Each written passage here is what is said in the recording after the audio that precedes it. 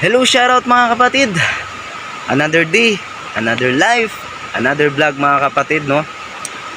Kita nyo ba yan mga kapatid? Diyan ako galing, kapatid. Talagang pinuntahan ko lang ang lugar nito mga kapatid. Isa po ito, tourist spot sa aming lugar mga kapatid, no? At binisita ko lang mga kapatid dahil pag-alaman ko na ano pala, na-close na pala ang lugar na ito mga kapatid.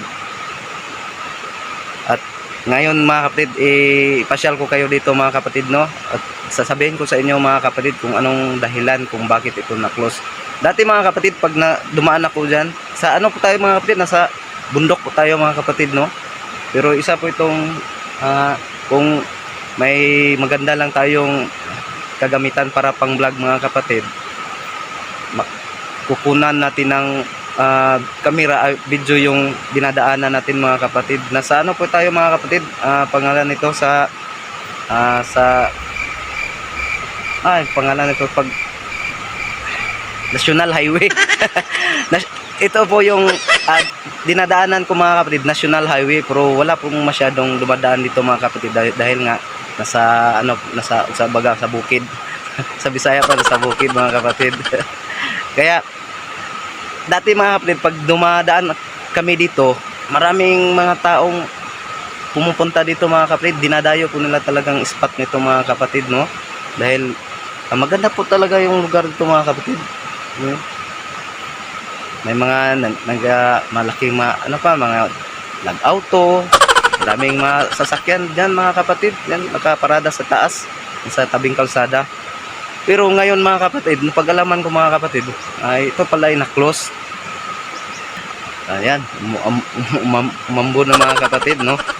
At ipasyal ko kayo mga kapatid. May mga cottage dito mga kapatid, no? Yan, punta natin mga cottage pero sira na pala. Yan mga kapatid. Let's go!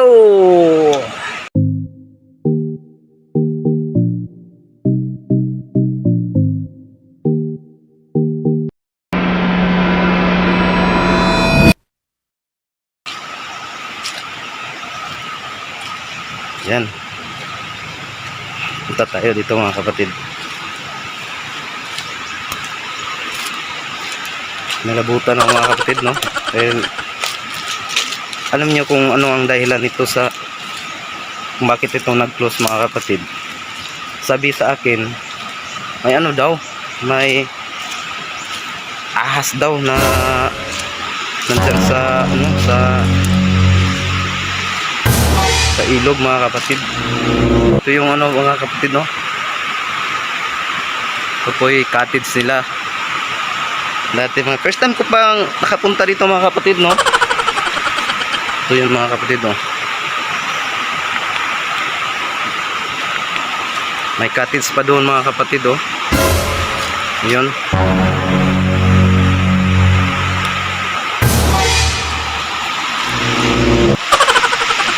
Ang ganda yung lugar sana dito mga kapatid, no? At mabuti ngayon, swerte akong pagpunta ko dito ngayon mga kapatid dahil nilampas na yung mga damo, yung mga kahoy-kahoy dyan mga kapatid, oh. Kita nyo mga kapatid, medyo malinis na dyan sa taas. Swerte kong nakapunta dito ngayon mga kapatid.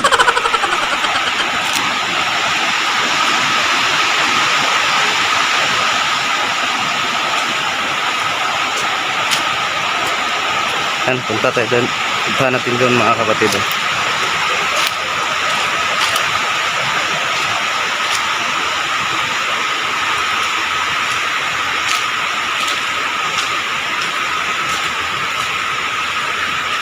Siguro mga kapatid, pag ito ay hindi na close hanggang ngayon, malinis tong lugar na to mga kapatid. Sa dami namang kasing taong pumupunta dito mga kapatid. Ito yung mga cottage mga kapatid, oh. Sa dami namang mga tao.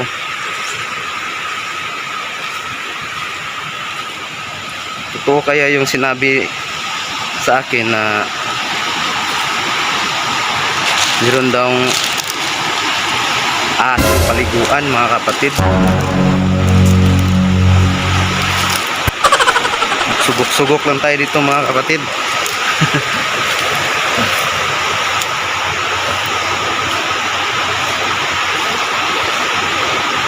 Yan o. Ay. Yan, may ano pa doon mga kapatid, may pulse. Maliit na pulse.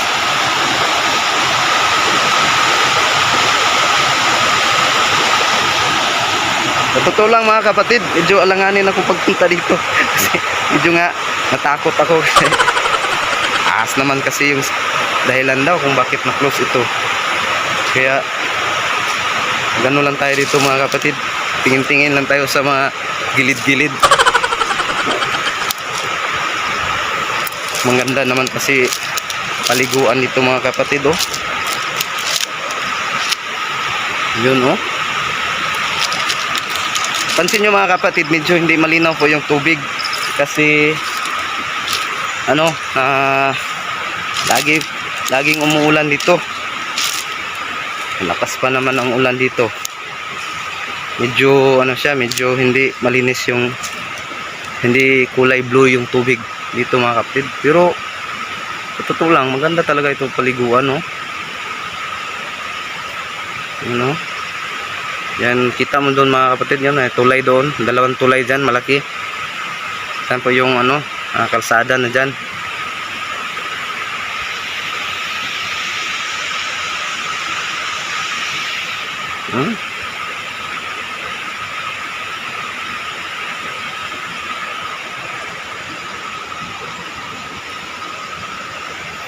Wow, sino namang hindi papatalon dyan mga kapatid oh.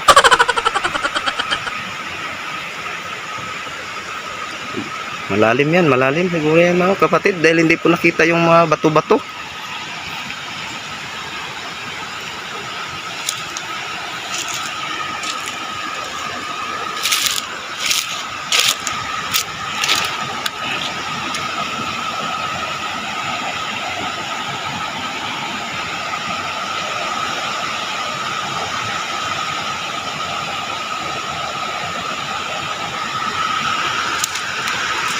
Amen.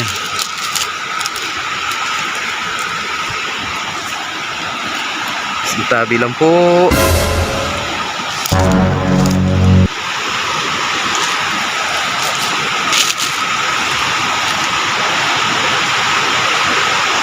Puntahan natin doon mga kapatid, may ano pa doon, may mga cottage pa rin doon.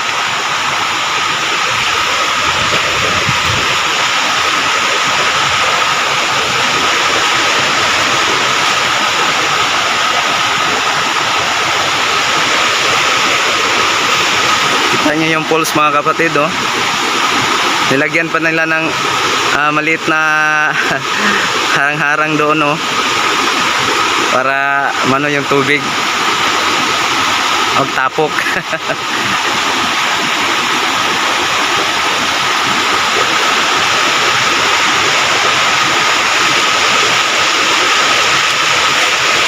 Punta tayo doon mga kapatid.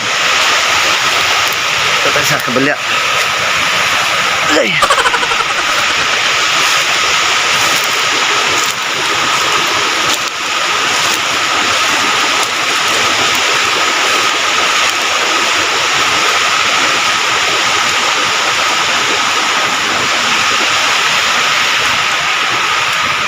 Mga cottage mga kapatid no?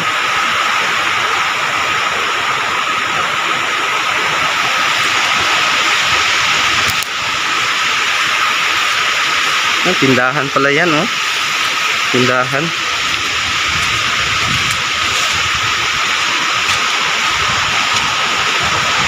Okay.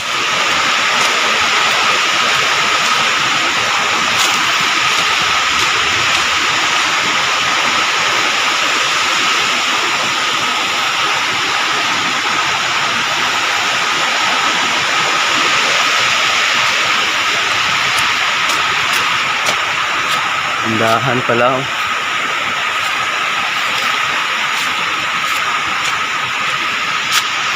Ba tayo dito mga kapatid oh.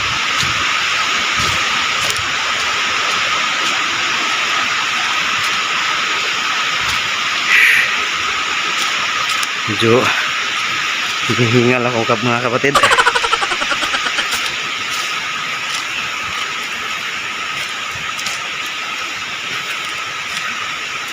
Yun oh. May cottage pa oh. Wala, sira na. Ito mga kapatid. Ayan.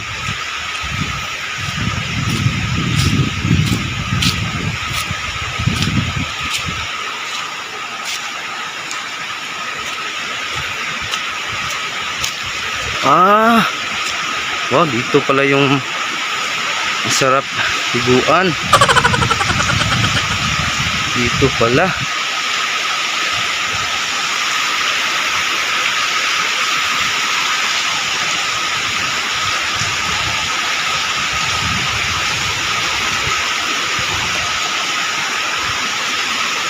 Sabi lang po. Yun oh, baha. Nadaanan pala ito ng baha mga kapatid oh. Ito yung mga kapatid pag na may baha. Ito yung timailhan.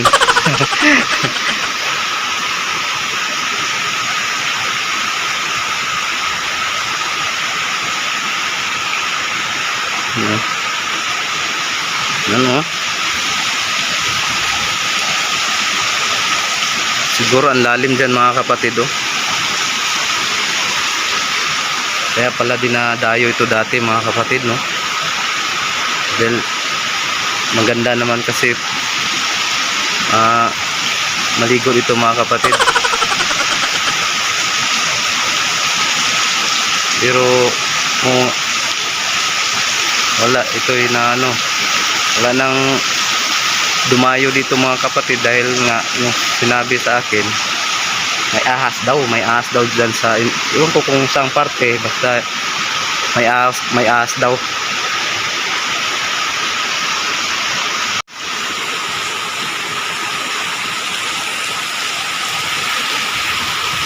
So doon kabila tayo mga kapatid.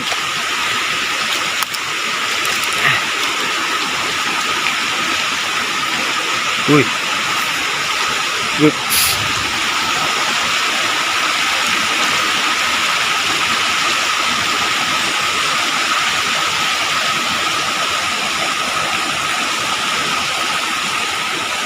Punta tayo sa kabila mga kapatid. Doon tayo doon. Doon.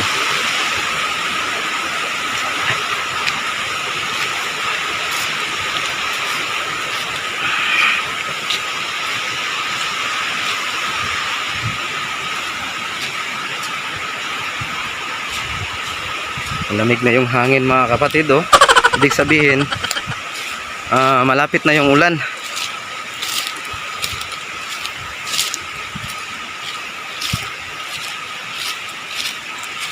Yun na, umulan na nga.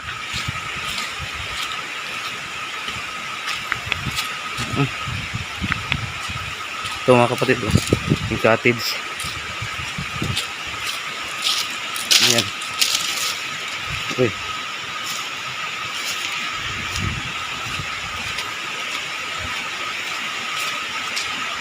Ayun, mayroon mga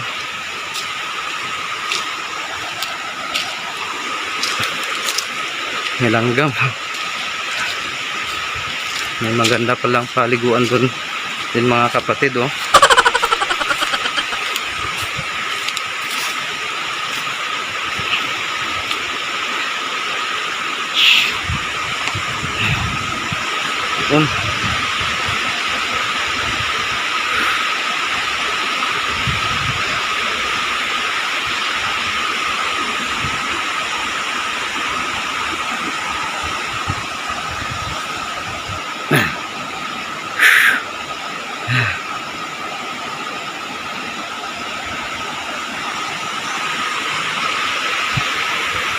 Sa kalsada na dyan mga kapatid, dyan sa taas.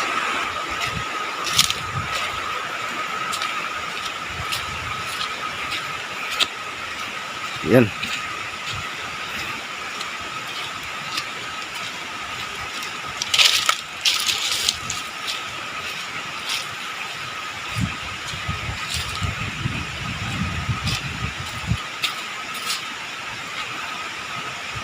Sayang mga kapatid. Itong lugar na to mga kapatid, dinadayo talaga ito dati. May mga mayayamang tao pa ang nagpunta dito. Kaso ngayon, wala. May ano na nga doon sa taas. Parang iwan ko kung ano, baho naman. Yung nilagay, nakalagay ng sako. Marami.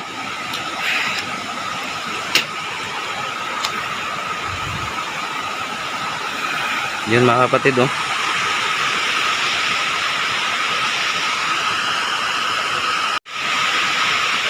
So yun mga kapatid, no. Nasyal ko na kayo sa lugar na dati ay dinadayo mga kapatid. Pero ngayon wala na. Dahil ang dahilan daw mga kapatid, sabi sa akin, may ahas daw dun sa ano sa paliguan. Ay, iwan ko saang banda, basta sinabi lang yun sa akin mga kapatid. Kaya na-interesado akong puntahan talaga itong lugar na to.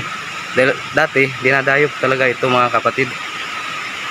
Sa una medyo alanganin akong magpunta nito mga kapatid dahil mag-isa lang ako.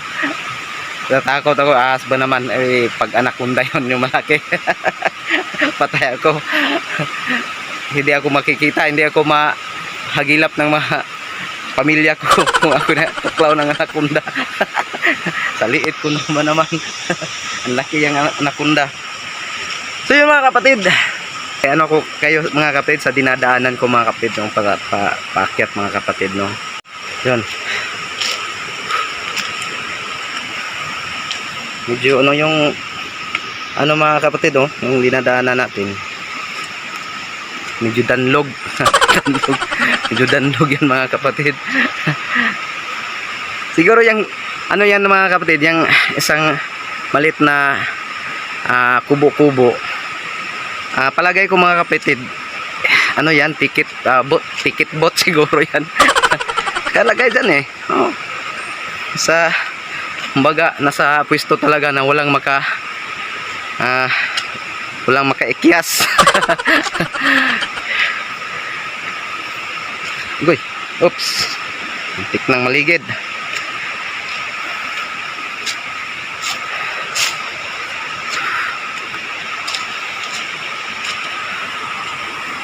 Ito yung lugar pag nasa taas tayo mga kapatid, oh.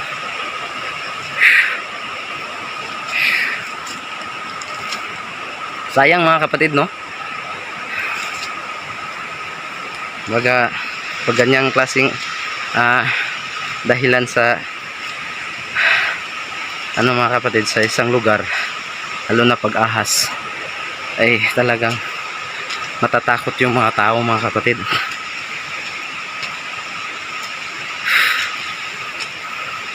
Oh, may mga tinapong sako-sako dyan mga kapatid. Baho.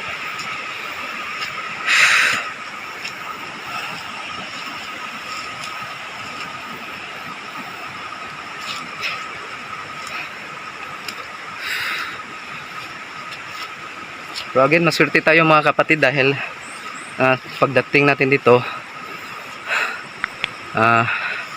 napagapas na yung mga damo, yung mga sagbot. Siguro matangkad na yung mga damuhan din mga kapatid. Hindi tayo nahihirapang mag-explore sa lugar. So yun mga kapatid, ako'y uuwi na mga kapatid dahil para hindi ako mabutan ng ulan. Parang uulan na talaga mga kapatid. Malayo pa ako sa aming bahay. Malayo talaga, hindi malayo. Sobrang layo. Yeah. Amoy ko na. So bye bye mga kapatid. Ingat po lagi tayo. Sana i-subscribe niyo itong munting channel ko mga kapatid. At i-bill all naman yun naman. Supportahan nyo naman yung aking munting channel mga kapatid. God bless. Babo.